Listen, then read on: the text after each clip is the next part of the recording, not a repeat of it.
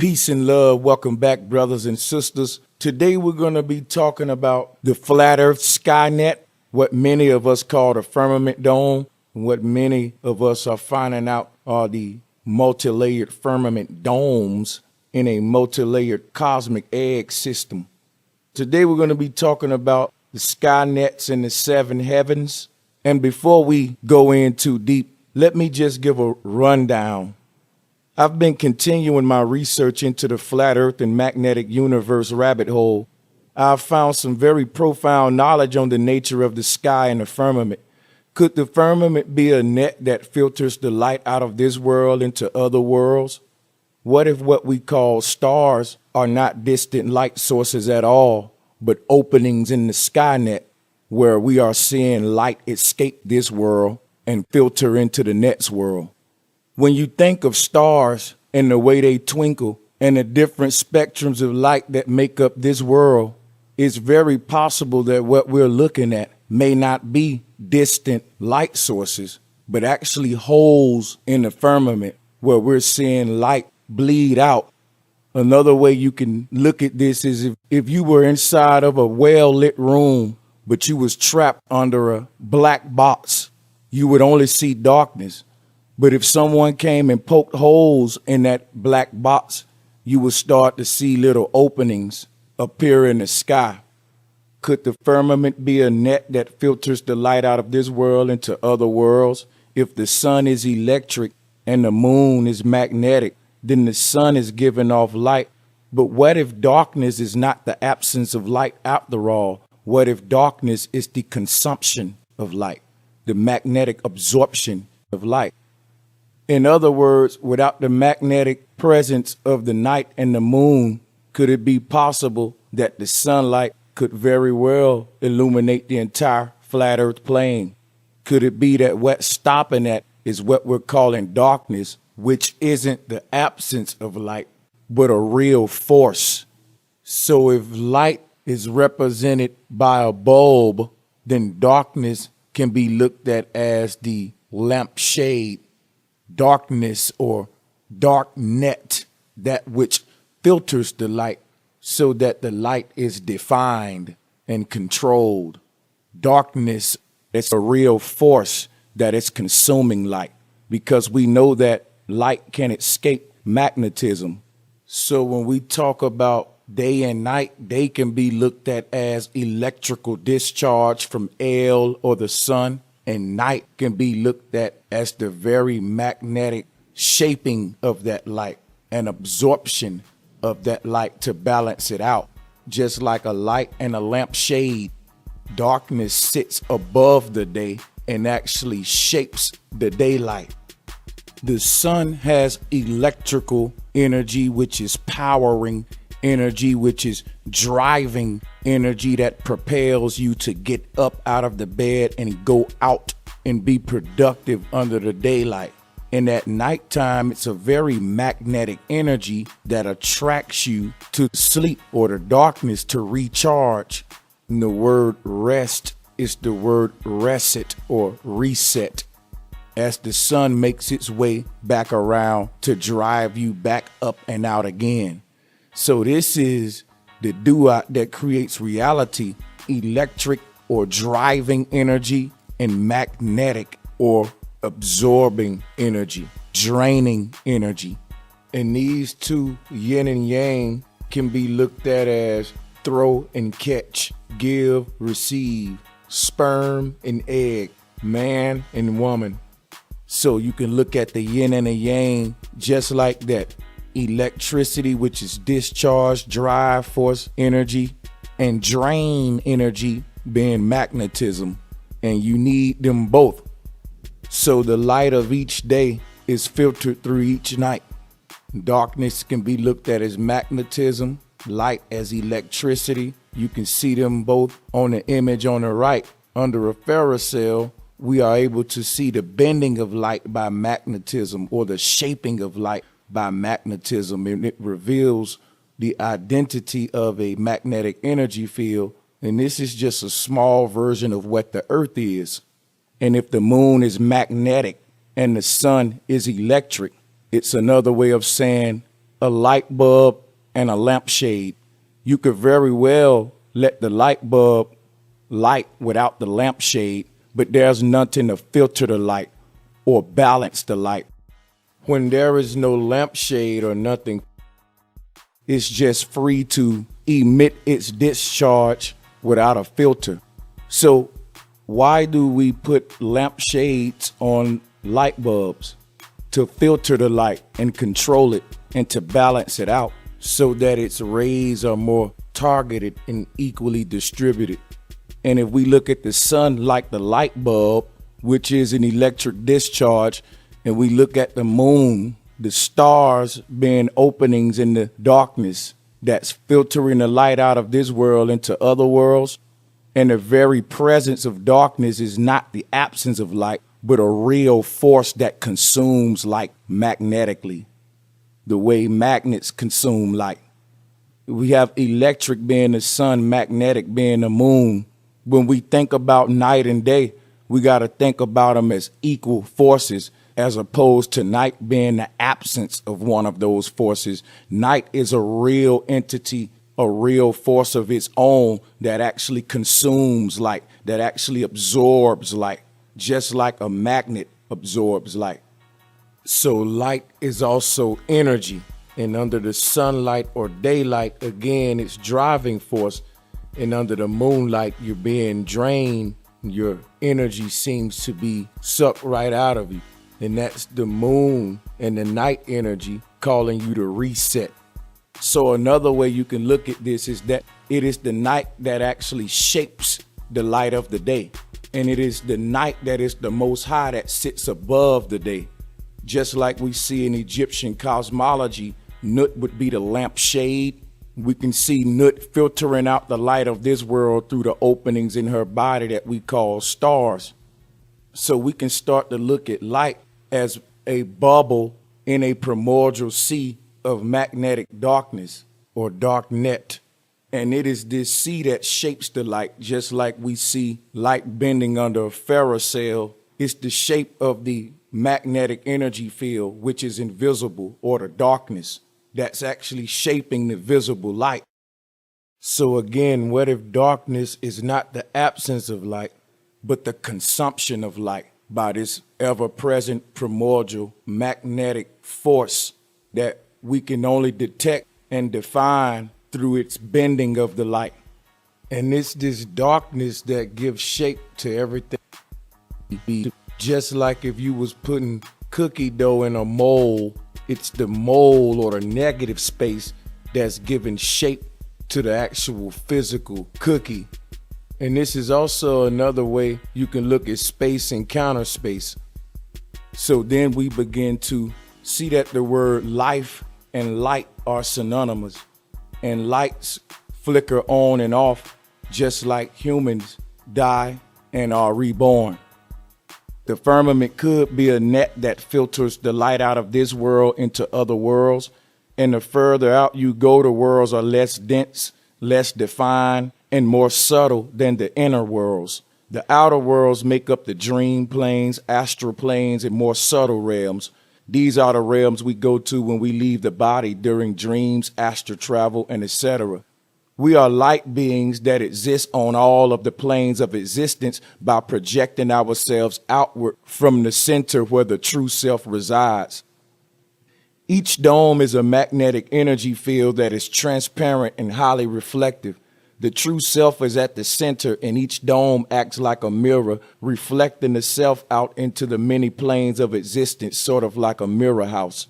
The further you go out, it seems like the reality becomes more and more like a dream, and the reality is less defined because these planes are like shadow planes where reality fades out like the ripples that are further away from the point of impact. The inner worlds feel more quote unquote real and are more defined.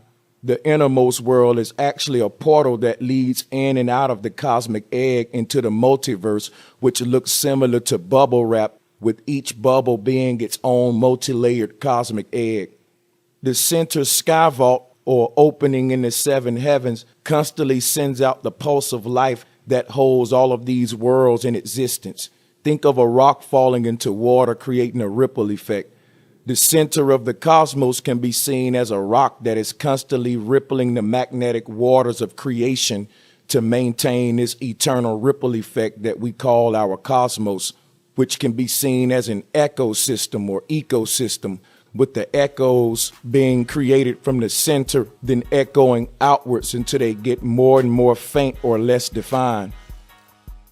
So if you think of a stacked fountain with the water coming out the top ring, falling down into all of the other rings around it, this is one way we can look at the seven heavens, or the different sky nets that connect this world with the worlds beyond this world.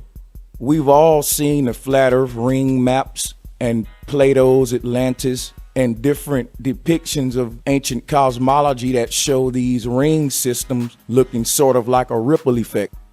I've come to realize that this is more than likely what the step pyramids are representing, our true origins. There are many ancient deities such as this Nagini, which is the personification of a ripple effect, and the head in the middle being the point of impact, or the place where the rock hit the water, and you can see the rings going outward in the form of a spiral tail. Today's scientists took this and turned it into Milky Way systems and other forms of CGI, but they all resemble a ripple effect, and they all resemble Plato's Atlantis, Dante's Inferno, and the ancient religious concepts of the seven heavens. If there are different planes of existence beyond our ring, and there are many rings beyond our ring that are planes of existence, then each one will have its own skynet or firmament dome. And the most inner firmament dome, you can only look up at the sky. But once you get to the second ring or the second firmament dome, you can look down into this world, and you can only look up and wonder about the worlds beyond. So this is the stairway to heaven concept. Each firmament is like a veil or a layer that shields you in ignorance to the next world. And whichever world you're presently in, it's the realm of understanding that you're on. And this same concept can be seen as one moves through the ranks of Freemasonry. One can look down at all of the previous ranks that one has risen from with the entire knowledge of those ranks. But on the flip side, he could only look up and wonder about the higher ranks and how the initiation process gonna go and what's the responsibility and duties of those ranks. Everything above the initiate is a mystery, and everything below it is history. So again, if you think of that stacked water fountain, the bigger rings are at the bottom. And if you were on one of those bottom rings of that water fountain and you were to look up, you would only see the bottom of the plane that's above you or the ring that's above you. You won't be able to see the water inside of it. You only see the bottom, and the surface will be hidden from you. You will only be able to see what's on the surface when you climb up that next level. And from the highest peak, you can look down and see the surfaces of all the water rings. But from the lowest one, you can't see the surface of any one of them but that one. But as you move up, you can look back and see the surfaces of the one you came from and the one that you're currently in. But you will never be able to see the surface of the water on the rings that's above you. So the concept of Yahweh's terrarium is real. When you leave this plane and go to the next, we all look into this world like how they say God is looking down upon the world, or how they say the ancestors are watching over you. The ancestors are able to look into our world like a crystal ball and see our actions. The stacked water fountain resembles a ripple effect and show you how all of the worlds are fed from the Mount Meru center fountain, which is not a ring, it's a stone, the black stone Rupes nigra, which is the North Pole or the North Hole, a magnetic hyperboloid, and it's symbolized as a black stone. And all of the worlds or rings surround it. That's because this is the point of singularity. This dark stone that the ancestors put at the center of their ancient cosmology is what's causing the ripple effect. I remember the late great master teacher, Dr. Deborah Blair, saying that each plane of existence was a classroom for different levels of understanding, and we're all advancing higher. He said something of that nature. Each world is a classroom that is there to house you at whatever state of consciousness that you're in or what level of understanding that you're on. And I think that's kind of crazy that we use the word understanding, implying to which heaven you're standing under. And if our souls are light bodies, then we exit the sky vault just like light exit out of this world. And what determines where our soul goes is what net we get caught up in. And remember, consciousness is a form of light. So when you're feeding your soul and your spirit through knowledge, you're actually growing your aura, and your macrocosmic body or your light body is getting bigger. And the more fuel in the rocket, the further it can go. The bigger the balloon, the higher it can ascend. When the body goes into the ground upon death and you shift your consciousness to the light body to travel the multiverse, you will only be able to ascend based upon how big your Merkaba is. So you could think of each of these sky nets as different filters. And just like a fisherman will have different size nets to catch different size fishes, that's how we can look at the nature of the seven heavens. Remember that the highest heaven is the throne of God, and no one goes to that heaven without going through Christ. And Christ is just a combination of all of the archangels combined, guarding each of the heavens. And that's what those keys represent that Christ was given when he went to slay the dragon. Slaying the dragon is basically slaying the ego. You can't ascend to higher realms with the ego. And when you think about the different size nets to catch different size fish or different levels of consciousness, they tell you that Jesus was a fisher of men. But not only that, the word Christ is the word crest, and crest just mean arch. In fact, the crown of thorns that Christ wear is a representation of a magnetic energy field. And that's what each of these heavens are separated by. Everyone goes to heaven and everyone goes to hell because each heaven is just a sky for another plane of existence, and that can be seen as heaven and hell. The Skynet system is a filtering system that is there to catch souls, sort of like school is a filtering system, and each grade is there to catch the students that's filtering in from the grade below it. Each plane of existence is necessary for each level of consciousness that we shift to. So when you outgrow the level of consciousness in this plane of existence, I believe that you're able to pass through the sky vault, and the sky is the limit, meaning that when we say the sky is the limit, it's because there can possibly be more than 7 heavens. And who knows how far out this ripple effect can go. You can expand your consciousness as big as you like. No one can put a limit on how far you can actually grow and expand your consciousness.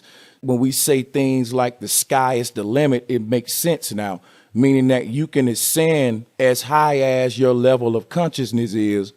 So when we learn everything we need to learn to ascend from this plane of existence under this sky, then we pass through the vault of heaven and we go high as our consciousness will allow us before we're filtered into another plane of existence that may be above this one, maybe 2 levels above it, maybe 3 levels above it. It depends on your level of consciousness when you leave here, which Skynet you are filtered in and which plane of existence you re-solidify in the flesh.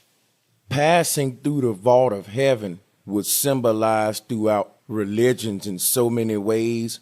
In one particular famous way, the Last Supper is a painting that's personifying the afterlife voyage of one passing through the vault of heaven. In the image, Jesus represents the opening in the vault, or the bread being broken, because the cosmos shaped like a bread loaf, like the sky goddess Nut is shaped